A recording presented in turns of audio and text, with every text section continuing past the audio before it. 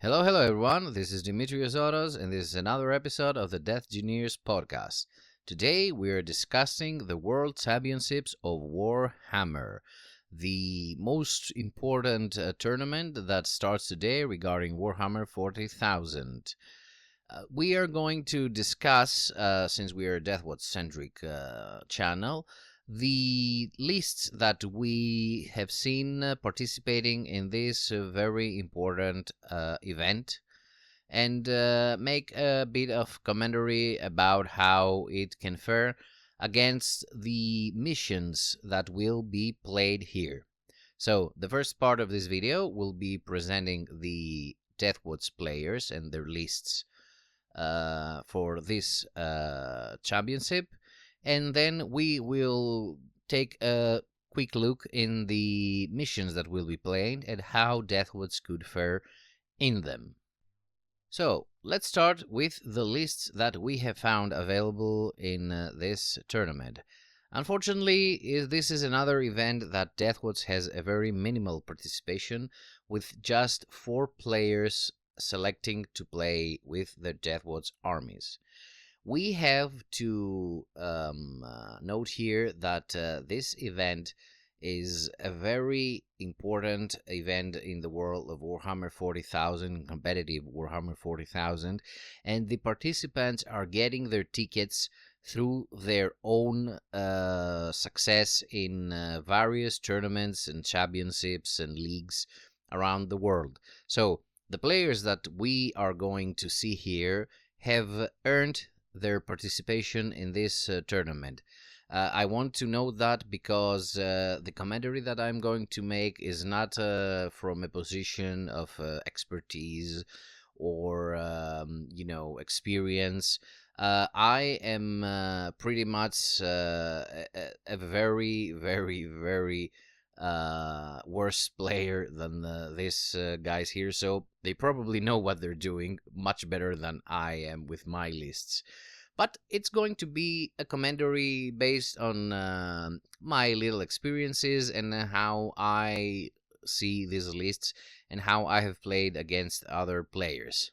So let's start with Giorgio Castelli and his list. Another short note, I am terribly sorry if I butcher any of the names of the participants. Giorgio comes with a Captain Gravis armor, bearing the Thief of Secrets enhancement, a very good choice. Captain Gravis armor has strength 8 in his Power Fist, plus 2 strength if he's charging, another one in his Thief of Secrets, and if he has destroyed a model in a past encounter, he gets 2 strength from his Thief of Secrets, as well as 2 AP and 2 damage. This means that at a possible second charge, or second fight, it could be either first charge, with the Intomitor kill team, which most probably is leading, let's face it, this is an obvious choice, the Captain Gravis armor could have strength 12, minus 4 AP, 4 damage. I have actually destroyed a tank, I think it was a Gladiator or something like that, with just 1 activation of only the Captain Gravis armor. The other Indomitors didn't get to fight in this particular fight. We have a Lieutenant with Kobe weapon, a very nice choice for an infiltrating unit to get in no man's land and do some shenanigans. And of course, the Watchmaster, another staple in our lists, with the Tome of Ectoclades, which gives another possible Oath of Moment target, only, of course, for once in the whole battle. Now, the battle line is a Deathwatch veteran squad of 5 with an Astartes shielded power weapon, 2 Deathwatch Thunderhammers, 1 frag cannon, and 1 Infernus heavy bolter. So we have a mixed team of shooting and melee. We can see that even this can be done better than the existing veterans, than the new Decimus kill team, which unfortunately doesn't have a precise role. I believe that Watchmaster will be leading these fellows, and we also have a Rhino, probably to transport them around. Now, the other datasets include a 6-man squad of Sidurian Devastators with their last cannons and their missile launchers. I love myself a 6-man Sidurian Devastator squad because they can be given the sustained keyword with the adaptive tactics stratagem, which means that you can have more than 6 las cannon attacks per activation, and not to mention what the Sidurian missile launcher can do to blast enabling squads. For example, I managed to make my opponent take 45 saves on a 20 men blob of Necron warriors, because we have 6 times 4, 24 attacks by the blast, plus 6 D3 attacks, plus everything that happens to be with sustained. And let's not forget that Sidurian Devastators actually reroll hits on one or all if the opponent is on an objective. And this is how I actually managed to destroy a 20-man Necron Warriors blob in turn 1 of battle round 1 with my Sidurian Devastators. 6 of them, they are fantastic. We have 2 40 skill teams, of course, with 2 Astartes grenade launchers. It's the maximum you can take in them. 4 Deathwatch bolt rifles, a very nice variation of the bolt rifle, and probably the power fist on the Sergeant. We have 4 plasma incinerators and 1 plasma pistol on the equivalent Sergeant of the Hellblasters. And we have a Super Crack and a Vanguard launcher from the Desolation Squad participants in this 40 skill team. It's the same with both of them. I have worked with 40 skill team, although they are the usual squishy Space Marines, the Tacticus armor. They do punch a good damage, and I believe that in the hands of a more experienced player, they can do some stuff. We have 2 Incursor squads. Now, the Incursors are a nice action monkey. They have scouts, so you can advance them early on in the game in the No Man's Land. They have the Haywire Mine, and of course their big advantage is that they can tag an enemy by hitting them with a +1 hit roll ability. It means that if they hit an enemy, everything in your army gets +1 in their hit roll. So if they hit at 3s, they now hit at 2s. I actually stopped myself taking Incursor squads, to tell you the truth, because the +1 hit doesn't have a lot of use in my army. You do have Oath of Moment. You do have in Centurions the innate reroll, and you also have innate reroll in the Ballistus Dreadnought, which is a dataset that I normally use. So I haven't found much usage in the +1 hit from the Incursors.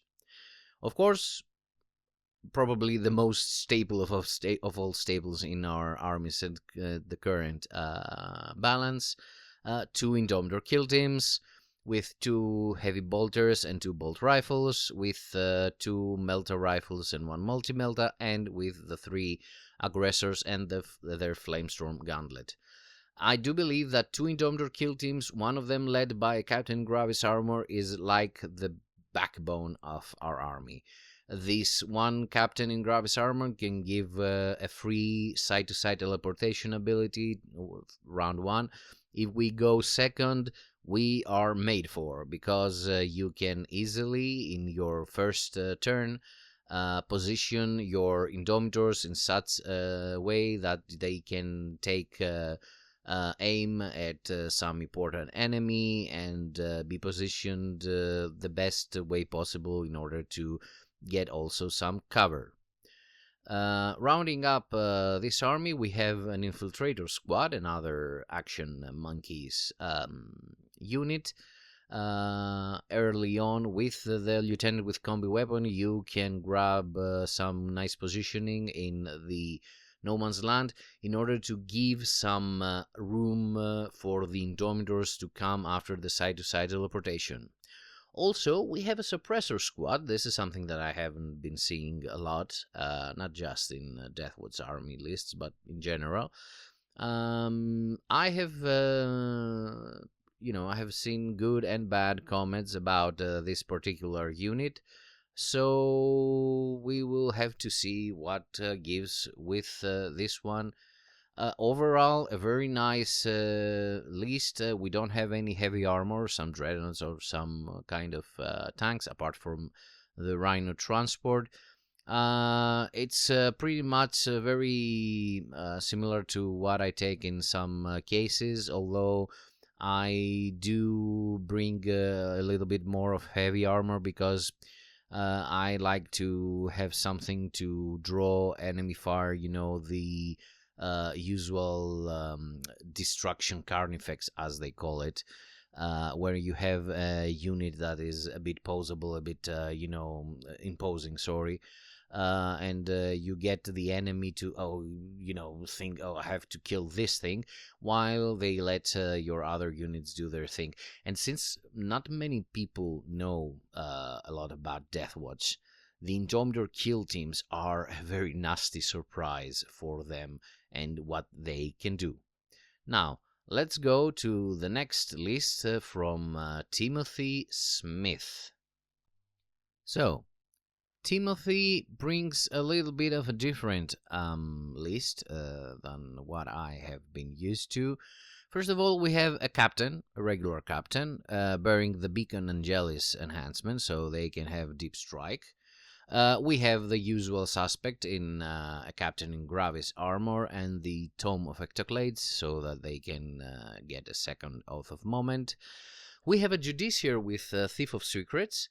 We have a Watchmaster and a Lieutenant in Phobos armor, not the combi weapon one, the usual Lieutenant Phobos armor that you can put in as leading some Phobos-based unit. As for battle line, we have 3 Deathwatch veteran squads, one with 10 people and 2 with 5. The 10 people one is 4 shields, 3 power weapons, 1 Xenophase, 4 Deathwatch Thunderhammers, and 2 frag cannons. So it's a bit of a mixed unit, more heavily inclined to melee. I don't know who is going to lead this. I believe that it would be the Judiciary. The 2 Deathwatch veteran squads are different as well. We have 1 Xenophase blade, 1 power weapon, both the blade and the weapon with the starter shields. We have 2 Deathwatch Thunderhammers and 1 frag cannon in order to get some shooting capabilities. The other 5-man squad has a Xenophase blade, 2 started shields. They have 3 bolt guns, and they also have a frag cannon and 1 Infernus heavy bolter, which means that they all have at least 1 weapon. It's more a shooting squad. Now, I don't know what is going where, but I'm guessing the Judiciary is getting the big squad, and probably the captain is getting the shooting. I don't know, we will have to see. We also have a Rhino here for the transportation needs of one of the Deathwatch veterans. Probably the big one with the Judiciary, because the captain has Beacon Angelis, so they would need transport. As for other datasets, we have a Terminator squad, as usual, with 3 Cyclone missile launchers and 2 Storm Shields plus Thunderhammers. The 4 wounds that these Storm Shields give are essential, because we have a ton of flat 3 damage weapons in the game. So even if the enemy passes more than 3 damage, actually the enemy has to pass at least 2 attacks of 3 damage in order to destroy one of the storm shield bearing Terminators. We have 2 Indomitor kill teams. We have one with 5 bolt rifles and 2 with bolters. Uh, Also 3 auto bolters, bolt storm gunlets, and 3 frag storm grenade launchers, which means we don't have eradicators in the one team, and we have the double weapons, not the flame ones, for the aggressors in this kill team. And this actually is the same for the second Indomitor kill team. No eradicators in any one of them. We do get an infiltrator squad for purposes of early no man's land dominance. We also have an outrider squad, which probably is also for use in getting quickly in no man's land and creating some passage for the Indomitors, especially if we are going to use side-to-side teleportation. Plus, we have a big chunk of stern gun veterans with their heavy with 2 heavy bolters. As I said, I don't know where each character is going to be. The lieutenant in Phobos armor is most probably going to the infiltrators, and the other 3, apart of course from Captain Graves armor, which goes with one of the Indomitors. We have 3 Deathwatch veteran squads and 1 stern gun veteran squad, so I really don't know where each one is going to be. I would like to see a game played by Timothy Smith so that I can see how he manages these combos. Now, the third list is by Tyler Stice. So, Tyler brings quite favorable to me scheme with his characters. He gets a Captain in Gravis armor with the Thief of Secrets. I've explained why this is, for me, the best possible combo. He gets a Judiciary with Beacon Angelis, and I will explain why this is also a very favorable combo. And of course, the Watchmaster with the Tome of Ectoclades. He's just there to bring this tome and to get his 0 CP stratagem extra from the Captain in Gravis armor 1.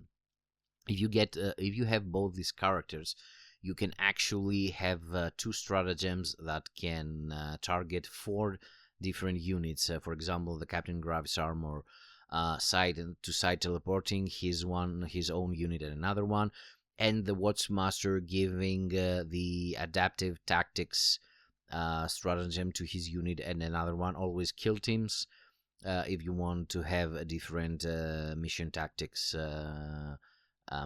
enhancement, sustained or lethal or precision. So, battle line. We get 2 Deathwatch veteran squads. One is more melee. It has only 2 frag cannons, and the rest are Xenophase Blade, Deathwatch Thunderhammers. And the other one is a bit more sooty with 2 frag cannons and 2 Infernus heavy bolters. We will most probably see the sooty one with the Watchmaster. He has advance and suit and charge. And the Judiciary will most probably get the more melee veterans to be able to do his best possible combo in our army, which is basically through Beacon Angelis. You have his unit in deep strike and come round 2, and after that you can rapid ingress after the opponent has made his move. So if you see that the opponent is threatening with some charge one of your more valuable units that would probably be a bit susceptible to some charge, for example the Indomitor kill teams, they usually are not in a very good position against the melee based enemies. So what you do is you rapid ingress your Judiciary and his melee veterans a bit behind the unit you want to, let's say, protect, and when the opponent makes their charge, you actually make a heroic intervention. You spend 1 CP there because the rapid ingress is free due to Beacon Angelis. You spend a CP for heroic intervention, and you get the Judiciary and the melee vets on the face of the charging unit, and due to Judiciary's fights first, you actually get to fight first against the melee opponent, and with Judiciar's weapon, with the thunder hammers and the power weapons a bit, you can, if not outright kill the charging enemy unit, you can certainly weaken them enough for them to not be such a threat to your original unit that you want to protect. So, for other datasets, we have Assault Intercessor with jump packs, 5 of them, a very nice unit to do shenanigans for action monkeying. They have a great speed characteristic, so you can take them to places, perform actions, and even do a bit of a charge against more vulnerable units of the opponent. We get 2 Deathwatch Terminator squads, the usual suspects, 3 Cyclone missile launchers, 2 Storm Seals plus Thunder Hammers. We've explained why this is good. 2 Indomitor kill teams, the basics for heavy intercessors, 3 aggressors, 3 eradicators. We just have the differentiation between the 2 kill teams. In one, we get Flamestorm Gauntlets from the aggressors. The other one gets Auto Boltstorm Gauntlets plus the Fragstorm Grenade Launchers. And finally, we've got a Vanguard Veteran Squad with jump packs, another 5 ones. They are like the alter ego of the Assault Intercessors with jump packs. They are very similar.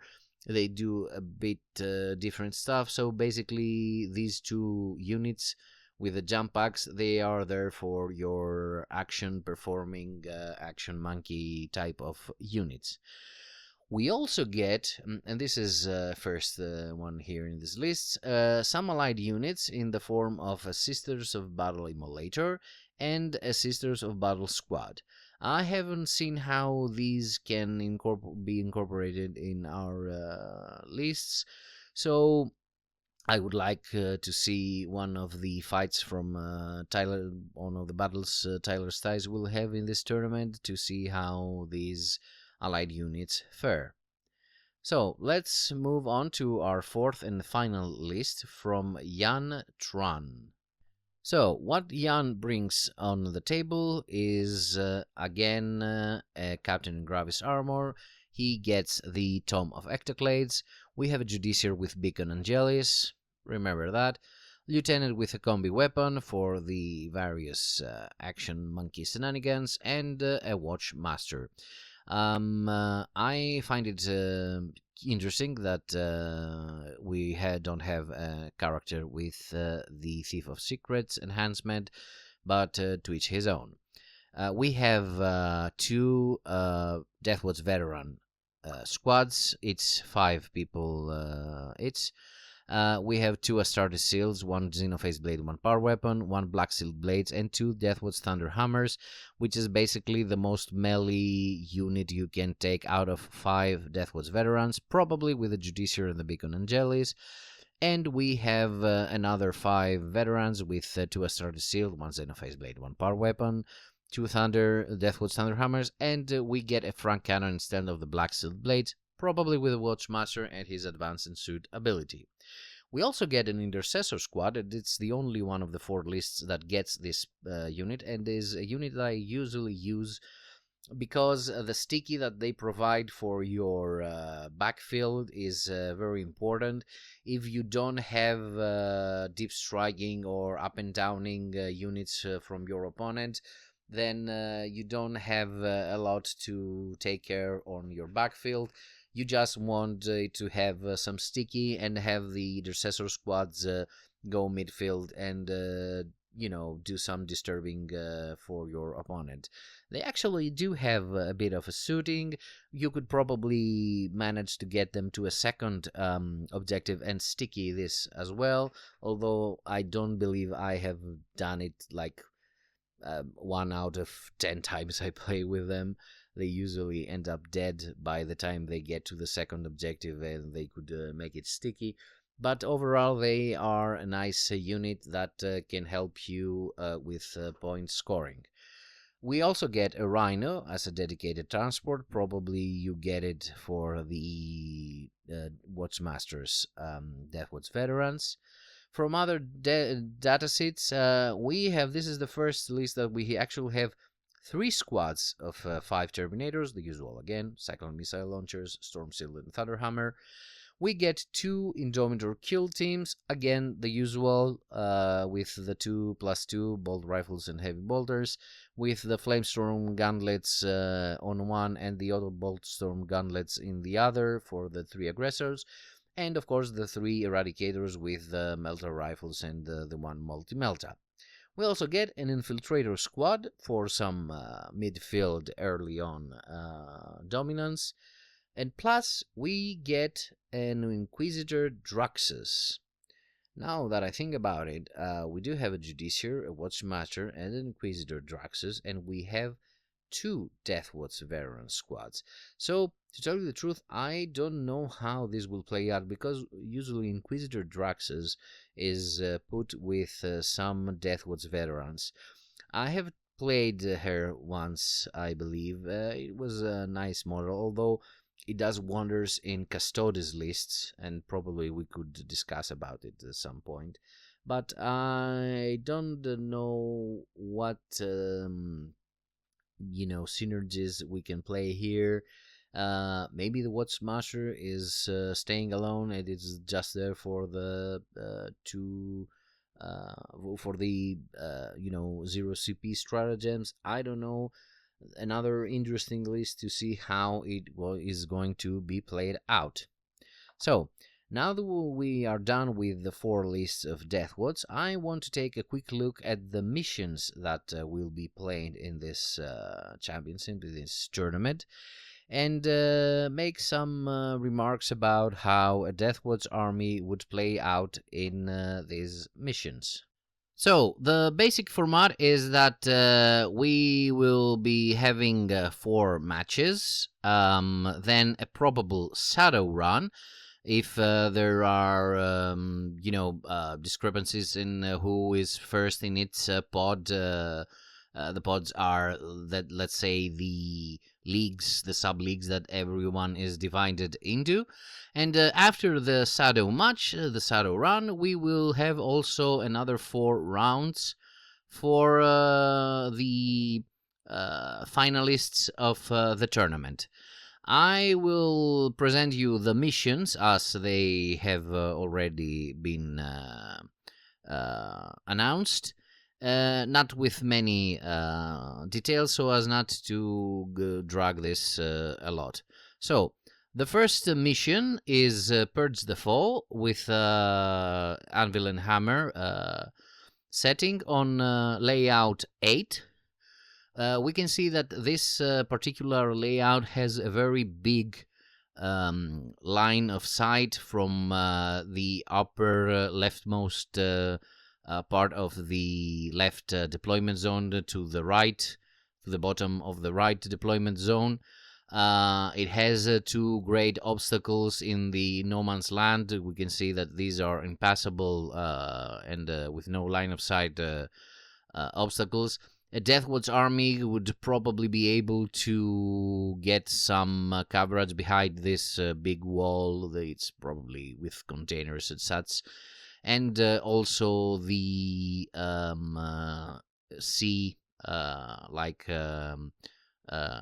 terrain, the ruin that is on the up and bottom of the top and the bottom of the no man's land.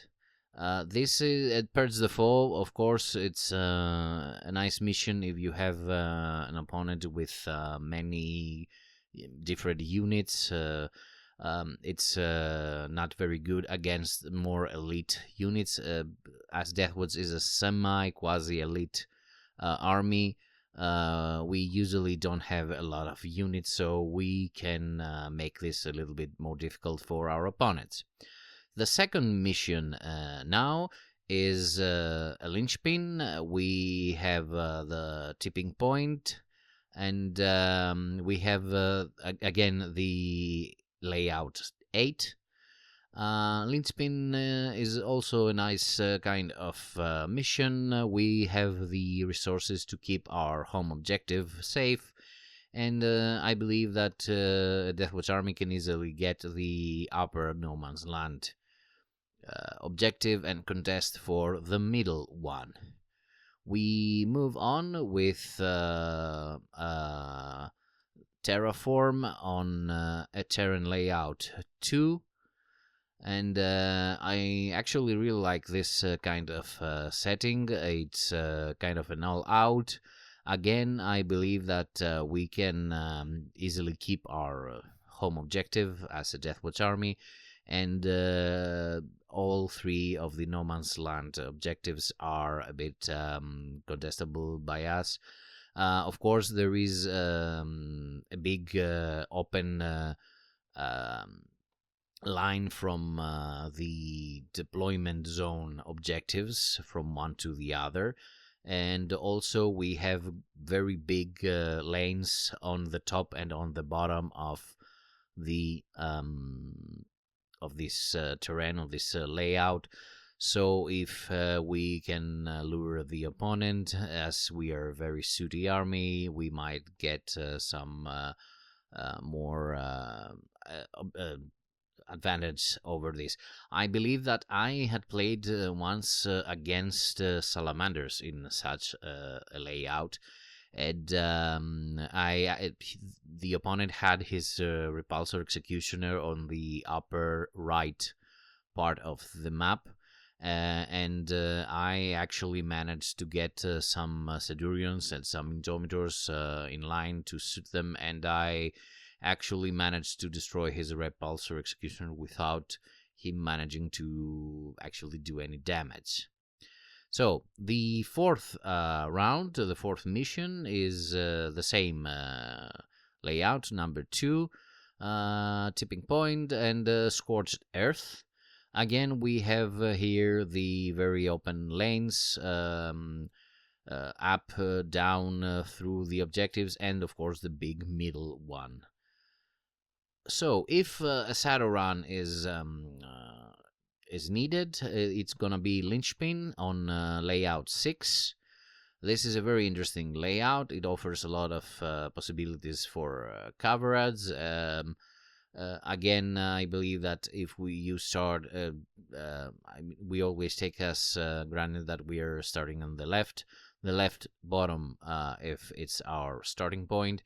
We can go to the top of No Man's Land, and then we can have some congestion in the middle one, and of course the last one on the bottom of the opponent's deployment zone. I do believe that we have the resources, as I've said again and again, to keep the home objective. So let's see what's the next mission. The mission 5, basically now we are going to the missions of the finalists, is again search and destroy, this semicircular No Man's Land setting on Terran Layout 3. We have here a very big lane of opportunity for shooting from the upper left objective through the middle and to the other No Man's Land objective. Also, you can see that just right of the left home objective, you can actually draw a line through the middle and up to the left of the right home objective. It's quite open for a layout. It has its difficulties, but I do believe that as a particularly sooty army, this is also something that we could take advantage of. Now, mission 6 for the finalists rounds. Again, the same terrain layout 3, but now we have a more narrow setting, and we get supply drop. I can see that I haven't put the objectives here. Sorry for this. But this maybe makes it very more difficult for the lanes that are open. I have actually played this kind of setting, deployment and the terrain layout, and it was quite difficult to protect yourself if you haven't played a lot in this kind of setting.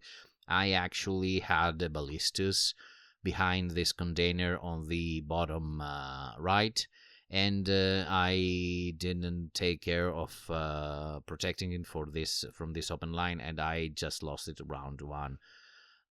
It's a tricky one, and one should be quite careful. The seventh mission is Taken Hold. It's Hammer and Anvil, and it's just the regular layout one. It's a very nice one. I love these bottom and top blockages in the middle of in this dead center of no man's land. It's simple yet elegant design. I believe that this maybe is a palate cleanser for the finalists in order to have more, direct and nice battle, just one before the end. And for the final, the 8th, we have Scorched Earth, we have Layout 1 again, and we have this lovely triangular deployment. This is going to be all in, probably, because you can see that the No Man's Land asset is made from the kind of deployment zones. It's a very big open, essentially, field for the two armies to duke it out. So I want to make a final address. I wanted to note that Tyler Stice is also the player who got second on the last LVO. He lost in the finals from around 230 guardsmen. It was a very hardy army, and this is the list that he had then. We see that there are some differences in his list, and just wanted to put this out. So, from me, thank you for listening. I'm happy to hear your comments and maybe some notes, and have some nice dice.